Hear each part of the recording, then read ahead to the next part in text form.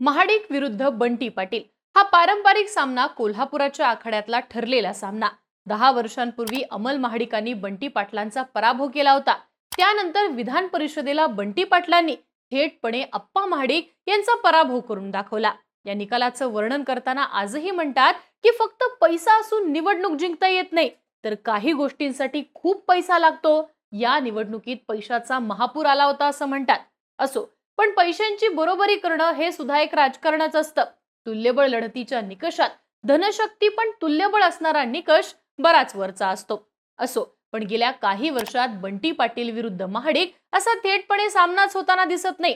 कोल्हापूर लोकसभा सुद्धा माडकांच्या घरातनं कोणीतरी लढवेल असं बोललं गेलं, पण ही जागा सुद्धा मंडलिकांकडेच राहिली आणि त्यांनीच लढवली।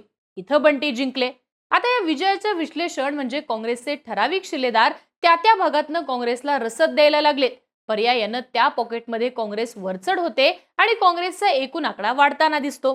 आता या पॅटर्न मध्ये शिलेदार विरुद्ध शिलेदार लढाई होताना कुठेतरी भाजपचा शिलेदार मात्र मागे पडतो। बंटी पाटलांच्या बाबतीत अगदी तेच होताना दिसतं। बंटी पाटील विरुद्ध महाडिक या सामन्यात बंटी पाटील वरचढ ठरताना दिसलेत। पर्यायानं यंदाची निवडणूक बंटी पाटील विरुद्ध महाडिक होत नाहीये, तर ती होतीये बंटी पाटील विरुद्ध भाई। भाईंनी बंटींच्या आखाड्यात सुरुंग फोडायला सुरुवात केलीये। पहिला सुरुंग दिवाळीच्या दिवशीच फुटलाय, अजून काही बाकी आहेत। महाशक्तीनं एकनाथ शिंदेंकडे बंटींना थांबवण्यासाठी जबाबदारी नेमकी कशी दिलीये आणि बंटी पाटलांना हेच भाई कसे थांबवू शकतात समजून घेऊयात आजच्या या व्हिडिओतनं। नमस्कार, मी आरती आणि तुम्ही बघताय बोल भिडू। बंटी पाटील विरुद्ध भाईचा पहिला अंक लिहिला गेलाय तो बंटी पाटलांच्या होमग्राऊंडवर म्हणजे कोल्हापूर उत्तर मध्ये 2019 मध्ये इथनं राजेश क्षीरसागर विरुद्ध चंद्रकांत जाधव असा सामना झालेला। तेव्हा बंटी पाटलांचे खास असणाऱ्या जाधवांनी हा सामना जिंकला, पण चंद्रकांत जाधवांचं निधन झालं आणि 2022च्या एप्रिल महिन्यात कोल्हापुरात पोटनिवडणूक पार पडली। महाविकास आघाडीचा घटक पक्ष असल्यानं ही जागा सेनेनं सोडली आणि इथनं भाजपने महाडिकांच्या जवळचे असलेल्या सत्यजित नाना कदम यांना उमेदवारी दिली। भाजप विरुद्ध महाविकास आघाडी असा सामना रंगला आणि इथं भाजपचा उमेदवार पडला आणि काँग्रेसचा उमेदवार निवडून आला। महाविकास आघाडी एकत्रित लढली तर भाजपला सहज हरवू शकते असा वोट शेअरिंगचा रिझल्ट या पोटनिवडणुकीनं दिला। त्यानंतर राज्य पातळीवरची सूत्र फिरली, शिंदे महायुतीत गेले, त्यानंतर दादाही गेले। असो, पण यावेळी सुद्धा ही जागा महाडिकांना देऊन इथं बंटी विरुद्ध महाडिक शक्य होतं, पण महाशक्तीनं तो प्रयोग न करता ही जागा शिंदेंना दिलीये। शिंदेंनी इथनं राजेश क्षीरसागर यांना तिकीट दिलंय, पण आज एकनाथ शिंदेंनी थेटपणे जयश्री जाधव या विद्यमान आमदारांनाच पक्षात घेतलंय आणि बंटींची माणसं कशी आपल्याकडे खेचायची याची झलक एकनाथ शिंदेंनी दाखवून दिलीये। आता इथनं काँग्रेसकडनं मधुरिमा राजे भोसले या मैदानात आहेत, तर समोरून एकनाथ शिंदेंचे राजेश क्षीरसागर हे मैदानात असणार आहेत। बंटी पाटलांसाठी सगळ्यात प्रतिष्ठेच्या असणाऱ्या या लढतीत एकनाथ शिंदेंनी तालमीपासनं ते मंडळापर्यंतची गणितं आपल्या बाजूने वळवायला सुरुवात केलीये। आज जयश्री जाधवांना आपल्या पक्षाकडे घेऊन पीटीएमचं गणित शिंदेंनी बसवल्याचं म्हटलं जातंय। आता बंटी विरुद्ध भाईंचा दुसरा अंक लिहिला गेलाय तो करवीर मतदारसंघात। पीएन पाटलांच्या निधनानंतर करवीर हा सोडला जाईल किंवा करवीरची लढत कच्चा उमेदवार देऊन रंगवणार नाहीत असं बोललं जात होतं, पण करवीर मधनं शिवसेना शिंदे गटाकडनं चंद्रदीप नरकेंना तिकीट देण्यात आलंय। इथनं पीएन पाटील यांचे सुपुत्र राहुल पाटील मैदानात आहेत। पीएन पाटलांचा करवीरमध्ये स्ट्रॉंग होल्ड होता, पण वडिलांची पुण्याई हाच एकमेव आणि महत्वाचा निकष राहुल पाटलांकडे। इथं राहुल पाटलांना निवडून आणण्यासाठी जबाबदारी आणि त्याची सगळी मदार ही बंटी पाटलांवरती आहे।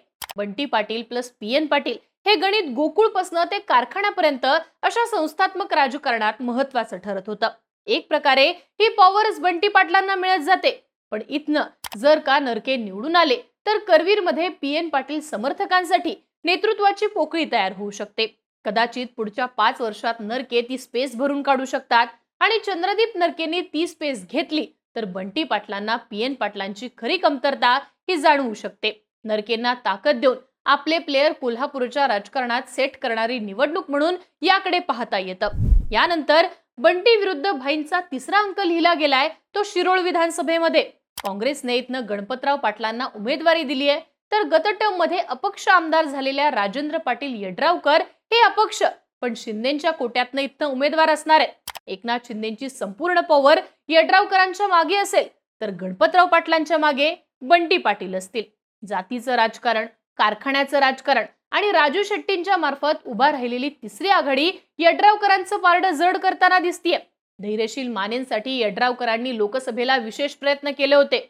मागोमाग याच पट्ट्यात शिंदे हे यड्रावकरांना निवडून आणत कोल्हापूरच्या ऊस पट्ट्यात आणि साखर पट्ट्यामध्ये बंटींना थांबून आपली स्पेस तयार करताना दिसू शकतात. आता यानंतर बंटी विरुद्ध भाईंचा चौथा अंक लिहिला गेलाय, तो हातकणंगलेच्या जागेवर.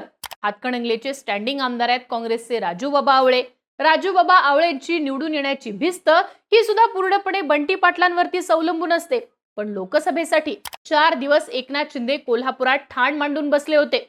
निवडक गावात शिंदेंनी एका रात्रीत वातावरण फिरवण्याची जी ताकद वापरली, त्यामध्ये हातकणंगले विधानसभेत फिरवलेली गणितं सुद्धा महत्वाची होती.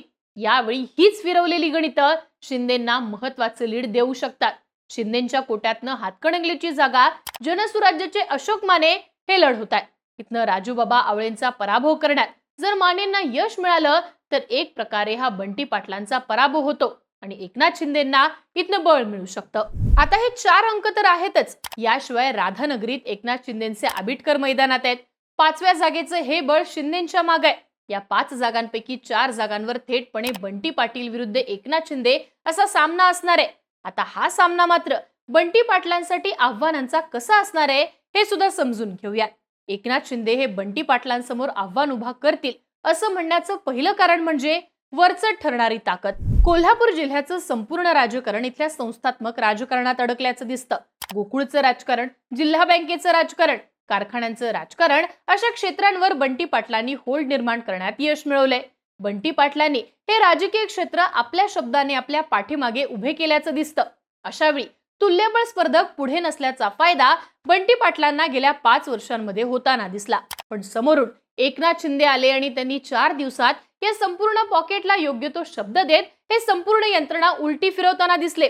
अशा वेळी बंटी पाटलांचा भर हा फ्लोटिंगचं मतदान आणि PR स्ट्रॅटेजीवरनं वारं फिरवण्यापुरता मर्यादित होतो. या फॅक्टरवरती बंटी पाटलांनी कोल्हापूरची लोकसभा मारली खरी, पण एकनाथ शिंदेंनी यंत्रणा ही 4 दिवसात हातात घेण्याच्या आपल्या क्षमतेवरतीच हातकणंगलेची जागा मारली. आताची विधानसभा हे वातावरण आणि नरेटिव्ह पेक्षा गट तटावरती अधिक अवलंबून असेल असं बोललं जाते. अशा वेळी एकनाथ शिंदेंचा हस्तक्षेप बंटी पाटलांना सहजपणे रोखताना दिसून येऊ शकतो. थोडक्यात एकनाथ शिंदेंची पॉवरच बंटी पाटील यांच्या समोरचं प्रमुख आव्हान असणार आहे. एकनाथ शिंदे बंटी पाटलांसमोर आव्हान उभा करतील असं म्हणण्याचं दुसरं कारण दिसतंय ते म्हणजे शिंदेंचे प्लेयर आणि स्वतः शिंदे. यड्रावकर, नरके, माने आणि क्षीरसागर हे एकनाथ शिंदेंची खास माणसं आहेत. विशेष करून यड्रावकर आणि क्षीरसागर ही मंडळी आरेला कार्य करण्याची तयारी ठेवून आहेत. अशावेळी विधानसभेत महत्वाची ठरणारी साम, दाम, दंड आणि भेद ही भाषा एकनाथ शिंदेंचे प्लेयर वापरताना दिसतील. जयश्री जाधवांच्या प्रवेशानंतर स्वतः एकनाथ शिंदेंनी ही लढाई मनावर घेतलीये असं चित्र दिसतं. बंटी पाटलांना त्यांच्याच मतदारसंघात रोखून धरलं तर काँग्रेसची ताकद वाढवण्यापासून, काँग्रेसचा फायनल आकडा वाढवण्यापासून एकनाथ शिंदे बंटी पाटलांना रोखून धरतात.